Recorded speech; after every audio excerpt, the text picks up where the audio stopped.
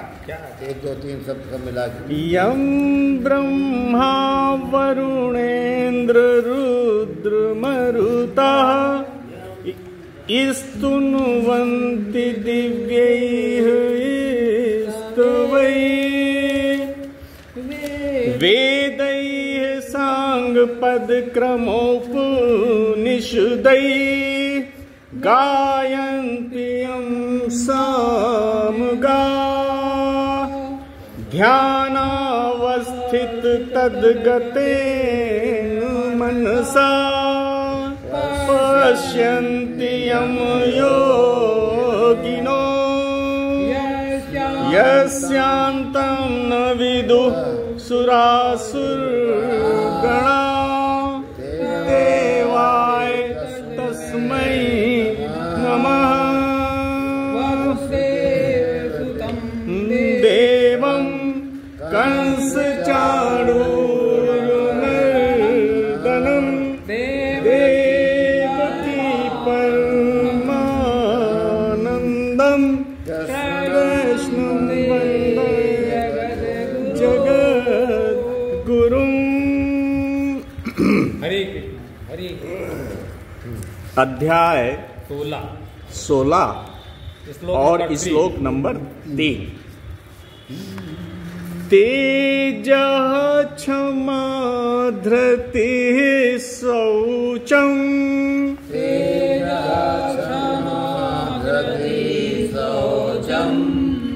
अद्रोहः नातिमानिता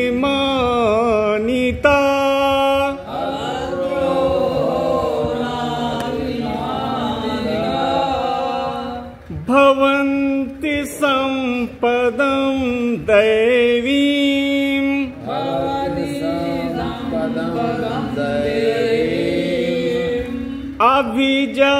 अभिजातस्य भारत।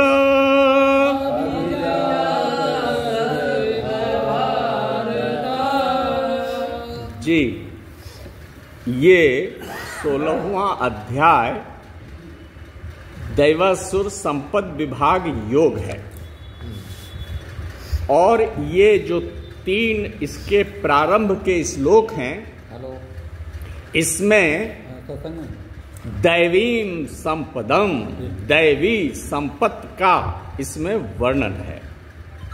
और इसमें कुल दैवी संपत्ति में 26 गुण आते हैं।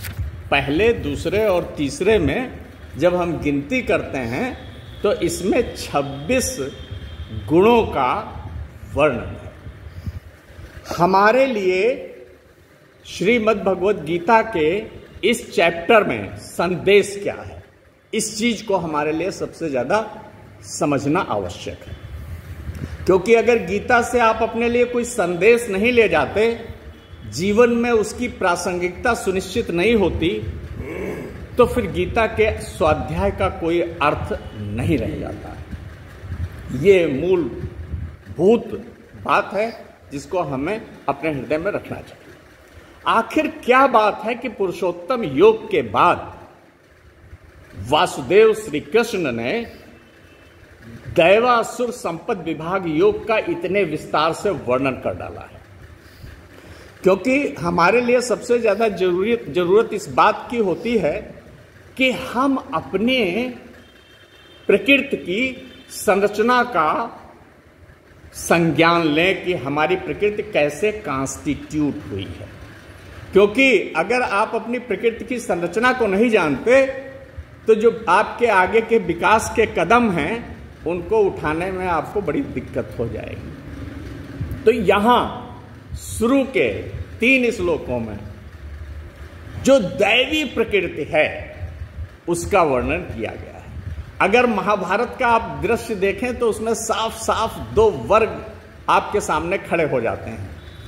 एक तो धृतराष्ट्र दुर्योधन और उसकी सेना, और दूसरी तरफ युधिष्ठिर, अर्जुन, नकुल सहदेव, भीम, ये सेना। तो भगवान ने ये चाहा कि ये थोड़ा यहां वर्गीकृत कर दिया जाए कि यहां दैवी संपद के लोग कौन हैं और आसुरी संपद के लोग कौन हैं, ये वर्गीकरण साफ साफ हो जाए और हम ये भी पार्थ अर्जुन को यहां बता दें कि हे पार्थ, तुम दैवी संपत्ति की संतान हो, तुम दैवी संपदा की भूमि से उगे हुए वृक्ष हो, वहां से तुम, तो ये बाद में वो बता भी देंगे कि हाँ तुम्हारी स्थिति दैवी संपत्ति की है। तो आपने देखा हमने अभयम से शुरू किया था और अब हम यहां नाति मान्यता तक पहुंच गए हैं। अभयम से शुरू किया था और नाति मान्यता तक पहुंच गए। अब देखिए इसमें आप तीसरे श्लोक में जो पहला पद आया है उसको कहा गया है तेजा। अब तेजा को आप लोग समझ लीजिए, ये तेजा क्या है?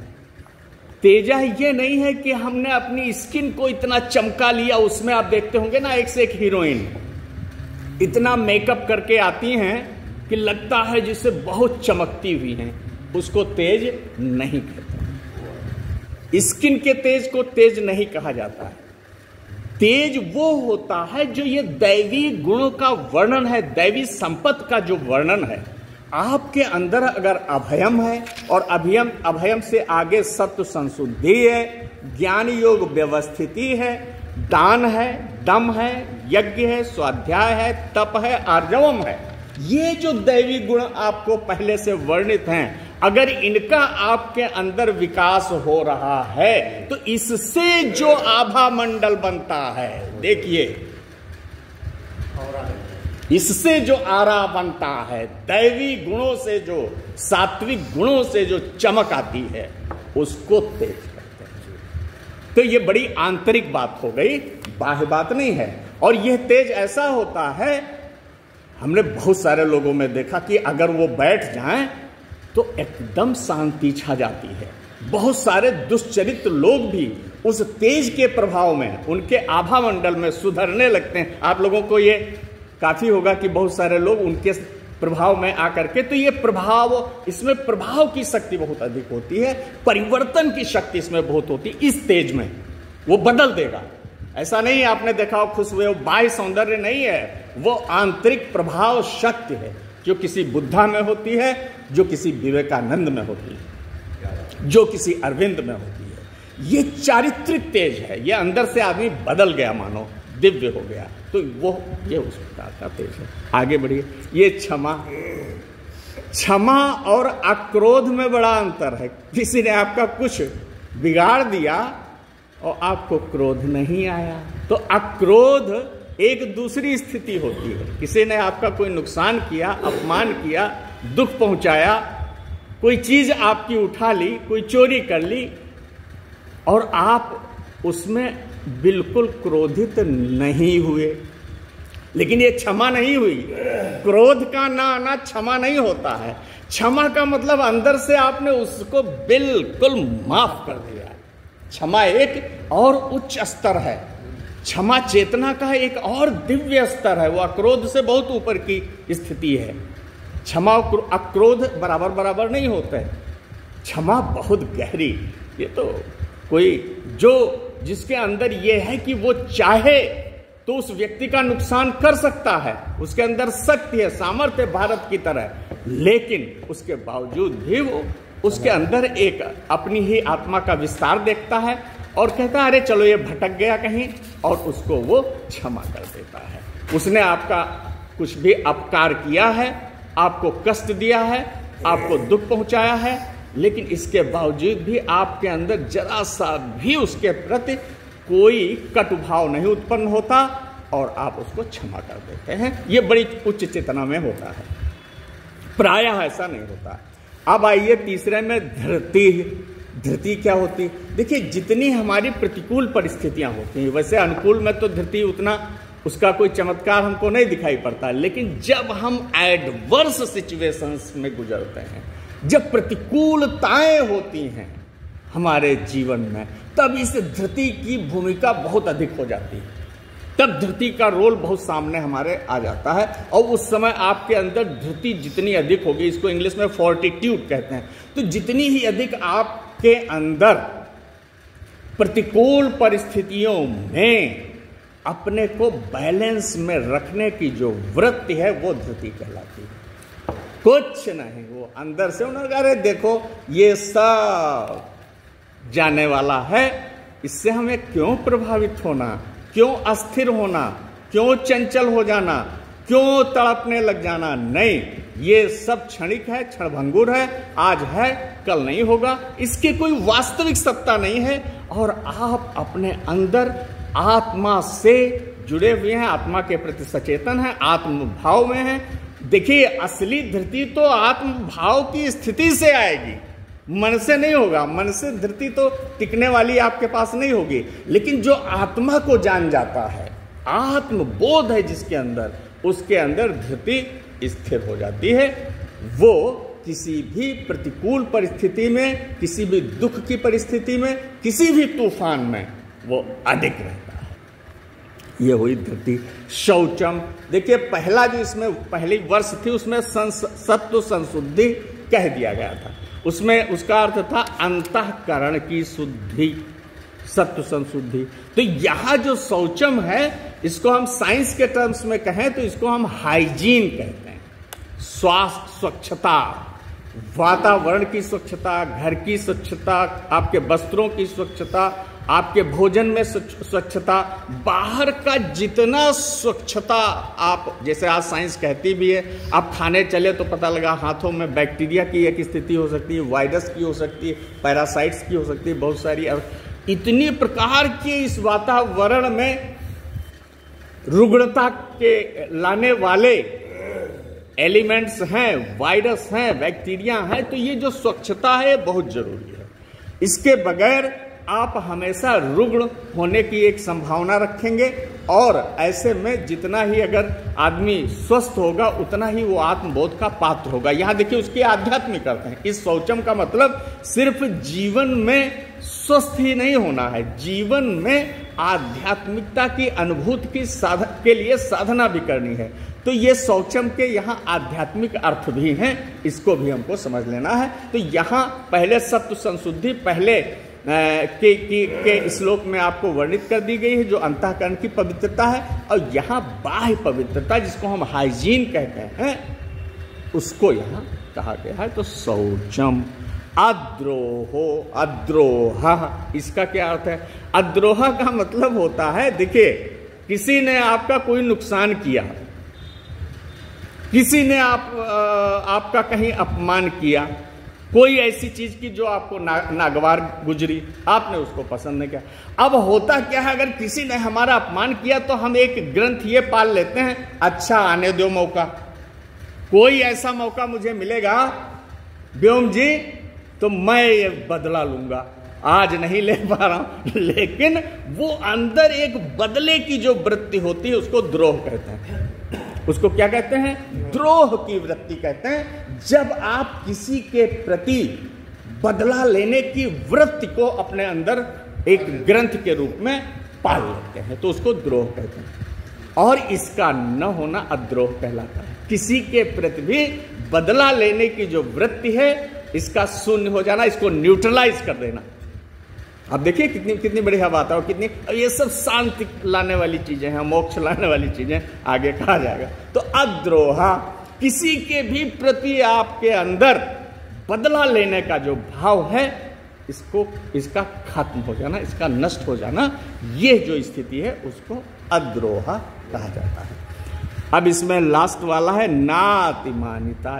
ये बहुत जहरीली वो है स्थिति, जहरीली जहरीली वो क्या कहते हैं, एक ऐसा जहर है जो बड़ा मीठा है। नातिमानिता, इसका मतलब ये होता है कि जो ही हमारे अंदर कोई भी विशिष्ट गुण आता है, या ऐसे भी हर जगह अपने अपने अपने आदर की परवाह करना, लोग मेरा आदर करें, लोग मेरा सम्मान करें, मेरे प्रति लोग पूज्य भाव रखें, और मैं आया तो मुझको लोगों ने प्रणाम क्यों नहीं किया भाई उपाध्याय जी।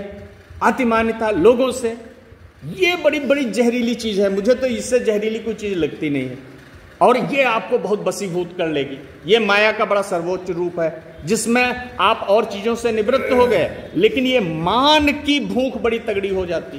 क्यों ना यार, मैं आया हूं तो मिश्रा जी ने हमें प्रणाम कहने किया अब इसी में पगलाया घूम रहे भाई, मेरा तो सम्मान हुआ ही नहीं यार। न अतिमान्यता, इस आसक्ति में, यशाशक्ति में और ऐसी चीजों में तो बिल्कुल पड़ने नहीं है भाई। कोई हमें यश दे ना दे, कोई मान दे ना दे, ऐसे तो खैर नहीं होता कि किसी सज्जन व्यक्ति का कोई अपमान करे, प्रायः ऐसा नहीं होता है। लेकिन ऐसे भी दुष्ट आत्माएं होती हैं जो सज्जनों का अपमान करती हैं, कुछ नहीं तो उनकी आलोचना ही करती हैं, कुछ नहीं तो उनके अंदर कुछ न कुछ वो छिद्रान्वेषण करती हैं। अरे यार और तो सब ठीक था झाजी में, लेकिन उनकी भाषा बड़ी क्लिष्ट है, कुछ न कुछ तो उसमें, अरे यार और सब ठीक है लेकिन वो भाई ज्यादा शास्त्रीय चीज उसमें है नहीं। हाँ बोलते तो वो ठीक हैं, लेकिन ये है कि बहुत सारी चीजें ऐसी हैं जो वो कहते ही नहीं, उनको उनका वर्णन ही नहीं होता। तो कहीं ना कहीं कुछ ना कुछ हम में ये रहता है।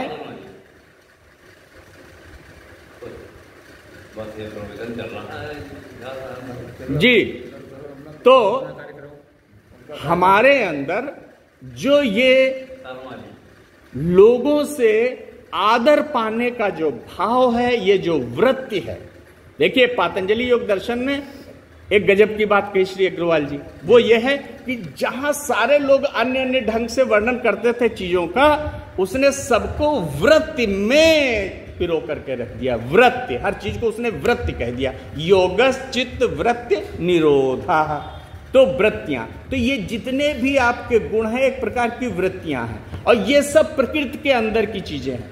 जितना मैं बोल रहा हूं, ये जितने भी दैवी गुण हैं, ये आसुरी संपद है, ये सब प्रकृति के विभाग की चीजें हैं। लेकिन इसी में दो कैटेगरीज आ जाती हैं, एक तो आसुरी संपद और एक आ जाता है दैवी संपद। आपको क्या करना है इसमें? मैसेज हमारे लिए क्या है? संदेश हमारे लिए क्या है? संदेश हमारे लिए यह है कि हम आसुरी संपत्ति में जितनी भी चीजें आपको बताई गई हैं वो उनका तो करना है त्याग, क्योंकि अभी जो आपकी स्थिति देखिए अज्ञान की स्थिति है, इसको हमको स्वीकार लेना चाहिए। अभी हम कहते तो दैवी संपत्ति की बात है, लेकिन बहुत सारी आसुरी संपत्ति हम इकट्ठा किए बैठे हैं। सच्चाई ये है, सत्य ये है, हमारी चेतना का स्तर ये है, हमारी चेतना की संरचना तो ज्यादातर आसुरी संपत्ति से हुई है। अब अगर आपको ये हम एहसास ही नहीं कराएंगे कि अभी आपके अंदर बहुत सारी आसुरी संपत्ति है, तो आपका विकास दैवी संपत्ति की तरफ होगा ही नहीं। आप तो अगर द्रोह है तो द्रोह में फंसे हैं, क्रोध है तो क्रोध में फंसे हैं, काम है तो काम में फंसे हैं, क्रोध है, लोभ है तो लोभ में, तो उसी में तो आप फंसे रह जाओगे। अगर आपको दैवी गुणों का बोध नहीं होगा तो आप निम्न प्रकृति में फंसे रह जाओगे। तो गीता इसलिए बताती है कि देखो दो संभावनाएं हैं, एक तो आसुरी संपत्ति की स्थितियां हैं, वो आपको त्यागना है, क्योंकि उसके लिए वो कहेंगे आसुरी निबंधाय, 5वें में कह देंगे ये आसुरी जितना भी हम कर रहे हैं ये आपको बांधने वाली है, फंसाने वाली है। और दैवी संपद विमोक्षाय, ये इतना जो हम लोग इसको समझने की कोशिश कर रहे हैं कि जितने भी ये दैवी गुण आपको हमने अभय से लगा करके, ना अतिमानता अर्थात अपने लिए पूज्यता के कोई भाव की आशा ना करना, तो वो सारी चीजें अभय से लगा के नातिमानता तक ये 26 क्वालिटीज ऐसी हैं जिनको दैवी संपत्ति कहा गया है। और ये हमको अपने अंदर न पूर्णता में तो आंशिक रूप में तो अपने अंदर ले ही आना है। अगर हम मुक्त चाहते हैं, अपना मंगल चाहते हैं, हम अपनी आत्मा को का बोध चाहते हैं, हम ईश्वर का अपने अंदर साक्षात्कार चाहते हैं, या ईश्वर की कृपा और करुणा चाहते हैं, उनकी भक्ति चाहते हैं, उनका ज्ञान चाहते हैं, तो क्या करना होगा? दैवी संपत्ति विमोक्षाय। देखिए कितना बढ़िया, आसुरी निबंधा है, आसुरी बांधन में आपको ले आएगी और दैवी संपदा आपको मुक्त कर देगी। तो हमको अपने अंदर ये सारे जो 26 के 26 दिव्य गुण है, सात्विक गुण हैं, जो मुक्ति का पथ प्रशस्त करेंगे, उनको अपने अंदर ले आना है और उनका अनुपालन सुनिश्चित करना है। Thank you very much. अरे हाँ, नीचे की ऑनलाइन तो वो कह रहे हैं ना, भारत है अर्जुन, देखो तुम इन्हीं दिव्य गुणों के साथ, इन दैवी संपदा के साथ उत्पन्न हुए हो। ये जो इसका दूसरा है वो भवन्ति संपदम दैवीम अभिजातस्य। भारत अर्जुन पार्थ के लिए कहा गया है कि हे भारत, हे अर्जुन, तुम, मैं जो देख रहा हूं, वासुदेव श्री कृष्ण कह रहे हैं कि तुम इस दैवी संपदा के साथ उत्पन्न हुए हो, अर्थात तुमने जन्म लिया है, अर्थात ये तुम्हारे डीएनए में है, ये तुम्हारे डीएनए में है, ये दिव्य गुण। ऐसा नहीं है कि आगे मैं देख रहा हूं कि तुम इसी दैवी संपदा में उत्पन्न हुए हो। Thank you. अच्छा, यहाँ एक चीज हम पूछना चाहते हैं जी, किस अवसर पर तो मैं कहना चाहूँगा, आप सर, आप लोग कहें।